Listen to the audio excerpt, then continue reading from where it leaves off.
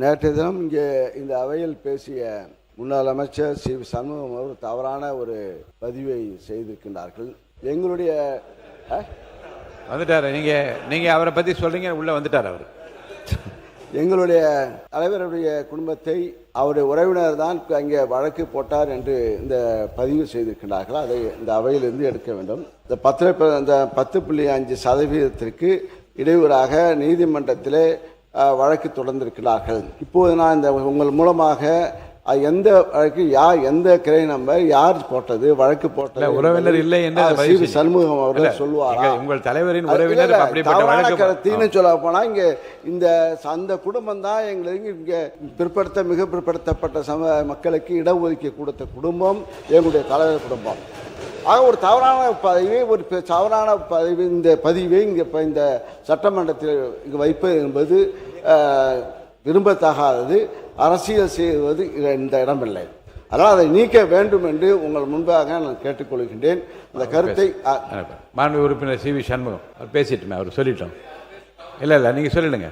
மாண்பு உறுப்பினர் வேலு அவர்கள். மாண்புமிகு பேரவைத் தலைவர்களே, நேற்றைய தினம் இதே கருத்து 10.5 வன்னியர்களுக்கு இடஒதுக்கீடு சம்பந்தப்பட்ட நேற்று பேசுகிற பொழுது நான் ஜனார்த்தன கமிட்டியை பற்றி இங்கே நான் குறிப்பிட்டேன். அப்படி சொல்லவில்லை என்று நம்முடைய மாண்புமிகு உறுப்பினர் சி வி சண்முகம் அவர்கள் சொன்னார்கள். தமிழக அரசின் சார்பாக 8/5/2010 அறிக்கை எண் 380 மத்திய அரசின் மக்கள் தொகை கணக்கெடுப்பில் ஜாதிவாரி முறையினை பின்பற்றலாம் நீதியரசர் ஜனார்த்தனுடைய கருத்துரை என்ற தலைப்பில் தமிழ்நாடு பிற்படுத்தப்பட்டோர் ஆணையத்தினுடைய தலைவர் நீதியரசர் MS ஜனார்த்தனம் அவர்கள் தற்பொழுது மத்திய அரசால் மேற்கொள்ளப்பட்டுள்ள மக்கள் தொகை கணக்கெடுப்பில் ஜாதிவாரி முறை பின்பற்ற வேண்டும் என்று 20/4/2010 அன்று தமிழக அரசு கருத்தினை வழங்கியுள்ளார் என்று ஏற்கனவே அரசின் சார்பாக இப்படி வெளியிட்டிருக்கிறது. அதுதான் நான் குறிப்பிட்டு அவரே ரெக்கமெண்ட் பண்ணியிருக்கிறார். அதோடு மட்டுமல்ல, நான் தங்களுடைய அறையிலே நான் காட்டிட்டு உங்களுடைய அனுமதியோடு தான் நான் இது படிக்கிறேன். இதற்காக தமிழக அரசில் ஏற்கனவே அண்ணன் கலைஞர் முதலமைச்சராக இருக்கிற பொழுது இந்த மிக மிக பிற்படுத்தப்பட்ட சமுதாயத்திற்காக 20% வாங்குவதற்காக பெரும் முயற்சி எடுத்தவர் பாட்டாளி மக்கள் கட்சியுடைய நிறுவன தலைவராக இருக்கிற ஐயா அவர்கள். எனவே அவர் ஒரு புத்தகம் எழுதியிருக்கிறார். சுக்கா மிளகா சமூக நீதியா என்ற ஒரு தலைப்பில் ஒரு புத்தகம் எழுதியிருக்கிறார்.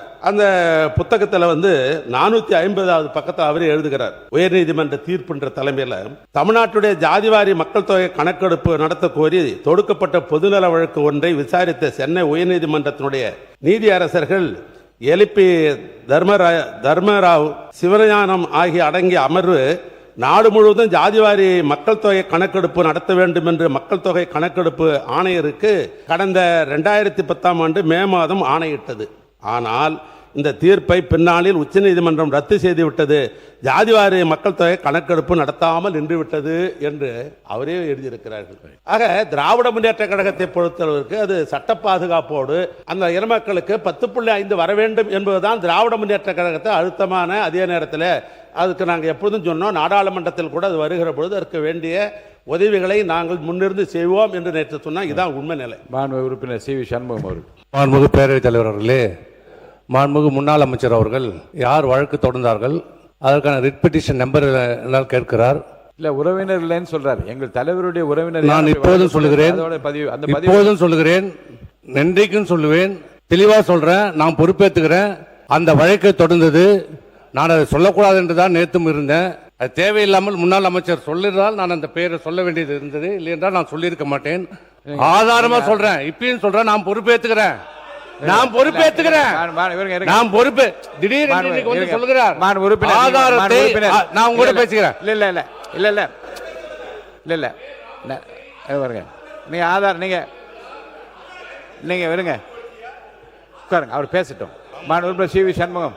மாண்புமிகு பேரவைத் தலைவர் அவர்களே, வன்னியர்களுக்கான இடஒதுக்கீட்டை வழங்கக்கூடாது என்று சொல்லி 2021 நடைபெற்ற அவர்களுடைய பேரவையினுடைய அவர் சார்ந்த சமூகத்தினுடைய பேரவை கூட்டத்திலே அவர் கலந்து கொண்டு தீர்மானம் நிறைவேற்றப்பட்டது. அவர் பெயரில் தான் மதுரை உயர்நீதிமன்றத்திலே வழக்கு தாக்கல் செய்யப்பட்டது. அந்த வழக்கிலே அவர்கள் வெற்றி பெற்றார்கள். அந்த வழக்கு உச்சநீதிமன்றத்திலே மேல் முறையீடு செய்யப்பட்ட போது அந்த வழக்கிலும் வாதாடியது அவர்கள் தான். அதை மறுக்க முடியாது. மற்றொன்று சொல்றேன், நீங்க சொன்னதுக்கு சொல்லிடுறேன்.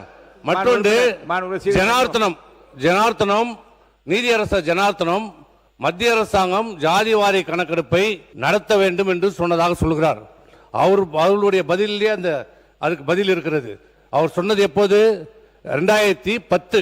எதற்காக சொன்னார்? மத்திய அரசாங்கம் அன்றைக்கு மக்கள் தொகை கணக்கெடுப்பை எடுக்கிறது. மக்கள் தொகை கணக்கெடுக்கின்ற போது மத்திய அரசாங்கம், அன்றைக்கு இருந்த யூபிஏ அரசாங்கம், இவர் பங்கேற்றிருந்த யூபிஏ அரசாங்கம் அன்றைக்கு அந்த மக்கள் தொகை கணக்கெடுப்போடு சேர்த்து ஜாதிவாரி கணக்கெடுப்பை எடுத்துக்கொண்டிருக்கிறார்கள். அதனால் அன்றைக்கு ஜனார்த்தன் சொன்னது, மத்திய அரசாங்கம் மக்கள் தொகை கணக்கெடுப்பு எடுத்துக்கொண்டிருக்கிறார்கள், அதில் ஜாதிவாரி கணக்கும் எடுத்துக்கொண்டிருக்கிறார்கள், அதை நம்ம எடுத்துக்கொள்ளலாம் என்று சொன்னார். ஆனால் என்ன நடந்தது? நேற்று சொன்ன போது அவர் எப்படி ஜாதிவாரி கணக்கெடுப்பு எடுத்தார்கள்? ஓபன் என்ட் எனுமரேஷன் முறையில் நீ உன் ஜாதியை சொல்லு. ஒரு ஜாதி 50 பேர், ஒரே ஜாதி 50 பேர் சொல்லுவாங்க. அப்படி சொல்லப்பட்டதால் அன்றைக்கு 2011 46,07,000 இல்ல நேற்றே நிறைய விளக்கங்கள் நான் சொல்லிடுறேன். நேற்றே உட்காருங்க. நான் பேசிடுறேன். உட்காருங்க. நான் சொல்லிடுறேன். உட்காருங்க. நான் முடிவு சொல்லிடுறேன். உட்காருங்க. மாண்பு உறுப்பினர் இருங்க. இந்த விவாதம் இருங்க. உட்காருங்கன்னு சொல்ல உட்காருங்க சார். உட்காருங்க. மாண்பு உறுப்பினர் இல்ல இப்ப நான் பேசிடுறேன். உட்காருங்க. இல்ல அதை பத்தி நான் சொல்லிடுறேன். உட்காருங்கன்னு பாருங்க. மாண்பு உறுப்பினர் சி வி சண்முகம் அவர்கள் உட்காருங்க. அவர் இருங்க. மாண்பு உறுப்பினர் இருங்க. மாண்பு உறுப்பினர் சி வி சண்முகம் அவர்கள் இருங்க. பதிவு இருங்க. மாண்பு உறுப்பினர் பாருங்க. உட்காருங்க. நீங்க ஆளாளுக்கு இப்படி பேசலாம் அனுமதிக்க முடியாது. மாண்புமிகு உறுப்பினர் எம்ஆர்கே பன்னீர்செல்வம் ஒரு பெர்டினன்ட் கொஸ்டினை சொல்கிறார். என்ன சொல்கிறார் என்றால், நேற்று மாண்பு உறுப்பினர் சி வி சண்முகம் பேசுகிற போது எங்கள் தலைவருடைய உறவினர் தான் வழக்கு பதிவு செய்தார் என்று சொன்னார். ஆணித்தரமாக எங்கள் தலைவருடைய உறவினர் யாரும் பதிவு செய்யவில்லை, ஆதாரம் இருந்தால் கொடுங்கள் என்று சொன்னார். மாண்பு உறுப்பினர் சி வி சண்முகம் ஆதாரம் இருந்தால் இடம் காட்டுங்கள், ஆதாரம் இல்லை என்றால் அவை கொடுங்க, நான் நீக்கி விடுவேன். அதோட அடுத்த பிரச்சனைக்கு போகலாம். மாண்பு உறுப்பினர் கணேஷ்குமார் இதானே வேணும் உங்களுக்கு, வேற என்ன?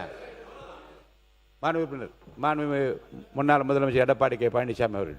மாண்புமிகு பேரவைத் தலைவர்களே, மாண்புமிகு முன்னாள் அமைச்சர் அவர்கள் இங்கே குறிப்பிட்டார்கள், 10.5% குறிப்பிட்டார்கள். இது நீண்ட காலமாக வன்னியர் பெருமக்கள் தங்களுக்கு உள் ஒதுக்கீடு வேண்டும் என்று போராட்டம் நடத்தி கொண்டிருந்தார்கள். குறிப்பாக பாட்டாளி மக்கள் கட்சியை சேர்ந்தவர்கள் குறிப்பாக போராட்டம் நடத்தியிருந்தார்கள். பல வன்னியர் சங்கத்தைச் சேர்ந்தவர்களும் போராட்டம் நடத்தியிருந்தார்கள். அரசுடைய கவனத்திற்கு வந்தது. அப்பொழுதுதான் அனைத்து இந்திய அண்ணா திராவிட முன்னேற்ற கழக அரசு, அம்மா அரசு இருக்கின்ற பொழுது அம்பா சங்கர் கமிஷன் அறிக்கை அடிப்படையில் 10.5% ஒதுக்கீடு வழங்கப்படும். அந்த அடிப்படையில் அனைத்து இந்திய அண்ணா திராவிட முன்னேற்ற கழக அரசு இருக்கின்ற பொழுது, அதாவது நீதியரசர் திரு ஏ குலசேகரன், அவர் ஓய்வு பெற்ற உயர்நீதிமன்ற நீதியரசர் திரு ஏ குலசேகரன் அவர்கள் தலைமையில் 21/12/2020 தான் ஜிஓ நம்பர் 99 அரசாணை வெளியிட்டோம். அதில் தான் 10.5 இடஒதுக்கீடு அவர்களுக்கு வழங்கப்பட்டது. அது மட்டுமல்ல, வழங்கப்பட்டது மட்டுமல்ல, அதற்கு அந்த ஓய்வு பெற்ற நீதியரசரே தலைமையில் ஒரு கமிட்டி அமைக்கப்பட்டு, இந்த கமிட்டிக்கு தேவையான அலுவலகம், அனைத்து அலுவலர்கள், தளவாட சாமான்கள் அனைத்தும் இந்த அரசாணை மூலம் வழங்கப்பட்டது. ஆனால் 2021 ஆட்சி மாற்றத்திற்கு பிறகு வந்த அரசாங்கம் அந்த கால அளவை நீடிக்கல. அந்த செயல்பாட்டு கொண்டு வந்துட்டோம். ஆனால் கால அளவை நீடிக்கப்பட்டிருந்தால் ஜாதிவாரி கணக்கெடுப்பு எடுக்கப்பட்டு இந்த உள் ஒதுக்கீடு இடம் கிடைச்சிருக்கு வன்னியர் பெருமக்களுக்கு. ஆனால் கால நீடிப்பு செய்யாத காரணத்தினால காலாதி ஆகிவிட்டது. அதை எதிர்த்து நீதிமன்றத்துக்கு போனாங்க. நீதிமன்றத்தில் அன்றைய அரசாங்கம் போதிய தரவுகள் நீதிமன்றத்தில் சமர்ப்பிக்காத காரணத்தினால தள்ளுபடி செய்யப்பட்டது. உச்சநீதிமன்றம் போயிருக்குது. இதுதான் நிலைமை. அனைத்து இந்திய அண்ணா திராவிட முன்னேற்ற கழக அரசு தான் வன்னியர் பெருமக்கள் நீண்ட காலமாக போராடி வந்ததற்கு தீர்வு காணுவதற்காக 10.5% உள் இடஒதுக்கீடு கொண்டுவதற்கான அனைத்து முயற்சியும் எடுக்கப்பட்டது என்பதை தங்கள் வாயிலாக அவையில் பதிவிக்க நடந்தவையாக இருக்கட்டும், இனி நடப்பவை நல்லவையாக அமையும் என்று நான் நம்புகிறேன். உறுப்பினர் சி வி சண்முகம் அவர் திரும்ப பெறுவதாக என்ற சொல்றாரு, என்னன்னு கேட்டுக்கிறேன். மாண்புமிகு பேரவைத் தலைவர்களே, மாண்புமிகு முன்னாள் அமைச்சர் இங்கே சொன்னது போல அவர் பேரிலே வழக்கு பதிவு செய்யப்படவில்லை என்று சொன்னார். நான் இருப்பதாக சொன்னேன். அது தவறு, உண்மை. ஏனென்றால் அந்த வழக்கு பதிவு காலகட்டத்திலிருந்து இந்த 10.5 கொடுக்கப்பட்ட காலத்திலிருந்து இன்று வரை அவர் பெயர் எல்லா விதத்திலும் வந்து கொண்டே இருந்தது. அதை நம்பி நான் சொன்னேன், அவர் பெயர் அதில் இல்லை. ஆனால் அவர் தலைமையில் தான் அந்த கூட்டம் நடத்தப்பட்டு தீர்மானம் போடப்பட்டது. அதை நம்பி நான் ஏற்றுக்கொண்டேன். அவர் சொன்னது உண்மை. ஆகவே நான் அதை திரும்பி பெற்றுக் கொள்கிறேன். நன்றி. மாண்புமிகு